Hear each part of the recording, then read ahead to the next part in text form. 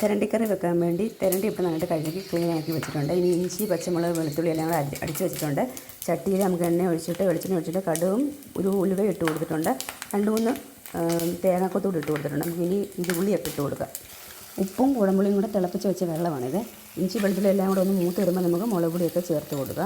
ഉള്ളിയൊക്കെ മൂത്ത് വന്നപ്പോഴത്തേക്ക് ഇതിനകത്തോടെ 1/2 ടീസ്പൂൺ മഞ്ഞൾപ്പൊടി ഇട്ട് കൊടുത്തിട്ടുണ്ട്. ഒരു 3 ടീസ്പൂൺ മല്ലിപ്പൊടി ഇട്ട് കൊടുത്തിട്ടുണ്ട്. നന്നായിട്ട് മല്ലിപ്പൊടിയുടെ പച്ചമണം നന്നായിട്ട് മാറിയ ശേഷം മാത്രമേ മുളക് പൊടി ഇട്ട് കൊടുക്കാവുള്ളൂ. നമുക്ക് മുളക് പൊടി നമ്മളിപ്പോൾ എടുത്തേക്കുന്നത് കാശ്മീരി മുളക് പൊടി ഒരു 3 ടേബിൾ സ്പൂൺ എടുത്തിട്ടുണ്ട്. ഒരു 1/4 ടീസ്പൂൺ ഉലുവപ്പൊടി എടുത്തിട്ടുണ്ട്. എരിവുള്ള മുളക് പൊടി ഒരു 2 ടീസ്പൂൺ എടുത്തിട്ടുണ്ട്. അപ്പോൾ ഇതിൻ്റെ പച്ചമണം മാറിയ ശേഷം നമുക്ക് ഇട്ട് കൊടുക്കാം. മുളക് പൊടി ഇട്ട് കൊടുത്തിട്ടുണ്ടെന്ന് പച്ചമണം മാറാൻ വേണ്ടി വഴറ്റി കൊടുക്കാം.